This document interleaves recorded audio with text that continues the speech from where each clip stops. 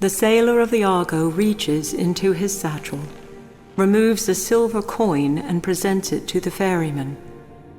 Charon gazes upon it for a moment, then simply shakes his head. Before Argonus can offer protest, distant sounds rise from the river, whispers echoing off wet stone within the damp cavern. Within moments, new voices join the others, creating a disquieting chorus of shouts and cheers. Join us, Argonus! Join us, Argonus! Hail the son of Argus! Argonus! He has freed us! Argonus weeps at the words of tribute as the souls of slain Argonauts rise from the shadows, appearing before Charon, beseeching, entreating, almost as one voice. Hail the son of Argus! As the eyes of Charon move slowly from the spirits to the astonished sailor, Argonus's hand shifts once again, showing that within it, he holds the power of life and death. Charon gazes at the gift from Thanatos, and after what seems to Argonus an eternity, the ferryman relents, motioning the Argonaut to board. As he steps onto the skiff and Charon sets his oar to black waters, a sobering thought enters Argonus's mind. At first, it is a small speck, but it grows even as the sailor's eyes widen in understanding. Athena did not lie. She fulfilled her promise. She granted him a boat from this isle, but not the one he imagined. No, not this one. Grasping this great deception, a wave of anger crashes over Argonus, nearly drowning him in its fury. He who had supped, fought, and bled beside hero Jason, he who had sailed seas no man had set oar within, he had been played the fool. But even as this vile thought seeks to overcome him, to bring him to his knees, another appears. It is different from the last and whispers something new into Argonus's ear. Something far more powerful. Perhaps he had washed up onto these shores, a sailor, a historian, a map maker, and yes, the puppet of a goddess. Perhaps this was so. But has he not now become so much more? A hero in his own right, with a story yet to complete. Argonus, the rider of Pegasus, liberator of souls, bane of harpies, forger of light, sets his jaw, knowing that Sthenos' retribution must come to an end. And as he stares out beyond the Black River, tendrils of darkness surround the boat, and the Underworld claims him as its own. Spell it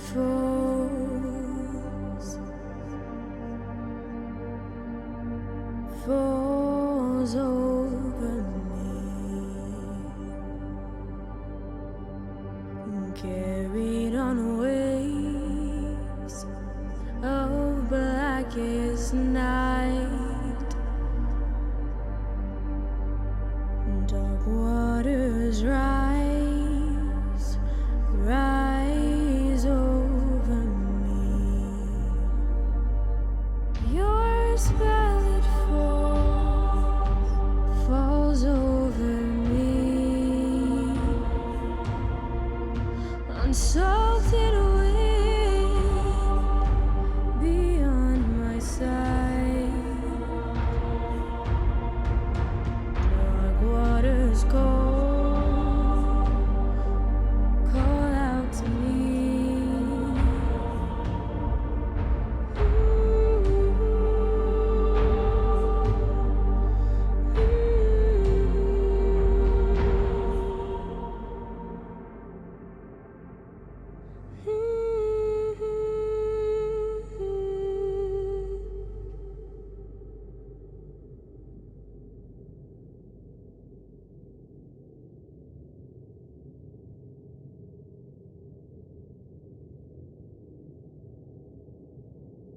Epilogue.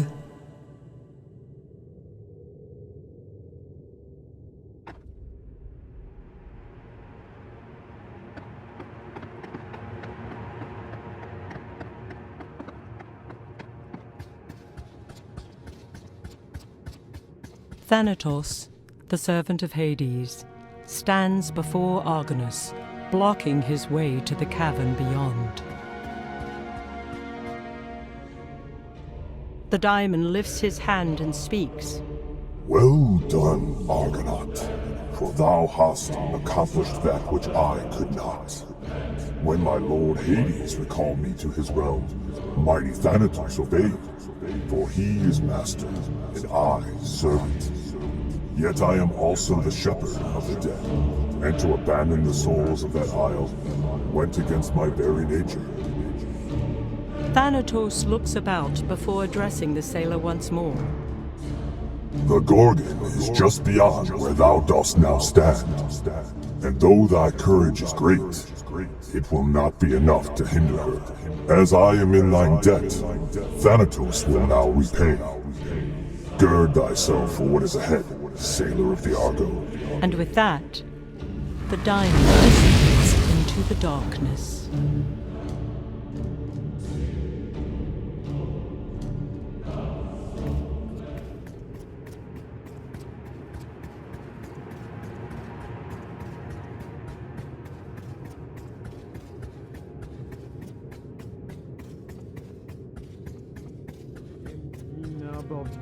Shrouded in fog, the dread Gorgon Stheno stands before a massive gate.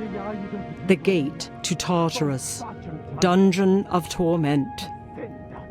A mysterious chant falls from her lips as she gestures wildly. Stheno hears Argonus approach and turns to face him. Before her transforming eyes can settle upon the sailor, Argonus raises the gift of Hephaestus, and the torch blazes into life. The Gorgon shields her face against the blinding light. Stheno rages, her words daggers. I will have your head for this, Argonaut! You were a fool to face me alone! Before Argonus can utter a single word, another voice rises from the fog, one familiar to both sailor and Gorgon alike. He is not alone, sister. Amazed, Argonus watches as Euryale slithers across the rocky ground toward her twin. Stheno begins to wail. Euryale! We're so close! Kill him! Kill the Argonaut! No, Stheno, I will not, Euryale replies, her voice strong, her body restored by a grateful daimon. We must free our sister!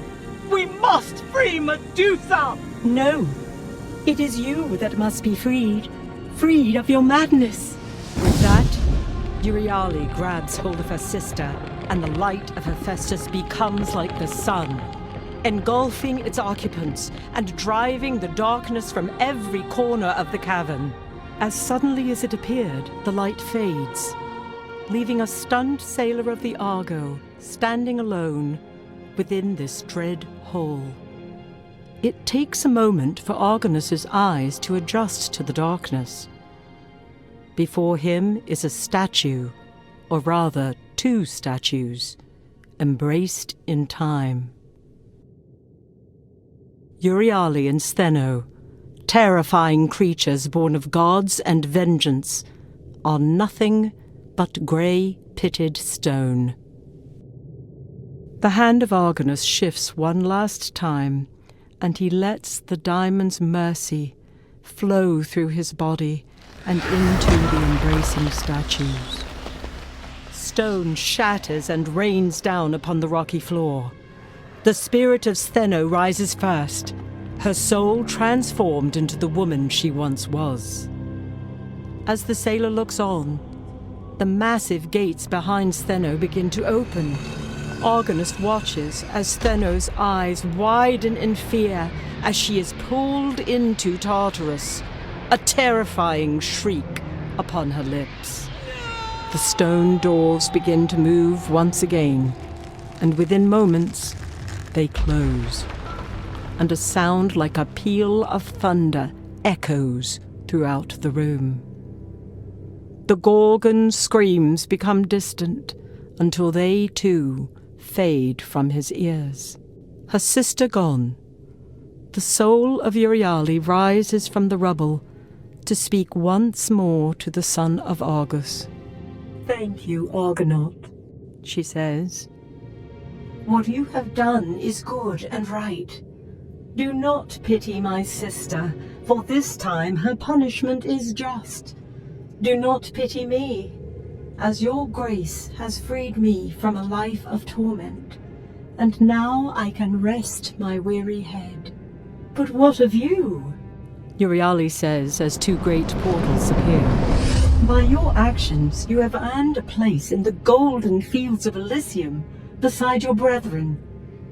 You may stay here and be at peace, where your labors will be naught.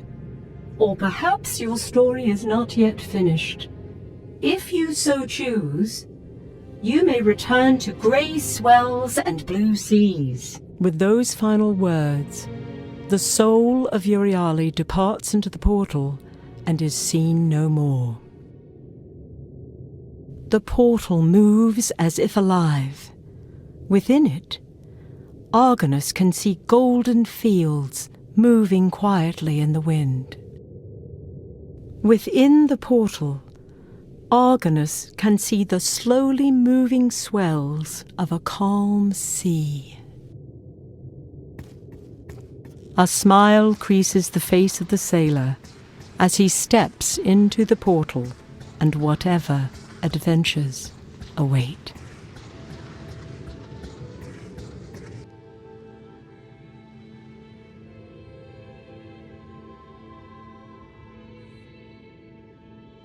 Now bend your ear one last time to Calliope, lover of Ares and muse of much renown. The story of Argonus and the gods of stone has been told in epic verse, and like the namesaked sailor, I too must depart from this isle, putting aside quill and parchment. Argonus has fashioned a mighty ship, manned by a new crew of Argonauts, and tirelessly recounts his adventures upon the uncharted isle of Mythos.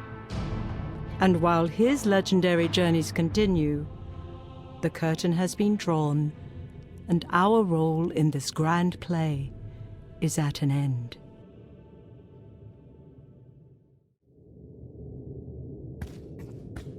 A smile creases the face of the sailor as he steps into the portal and a new world beyond.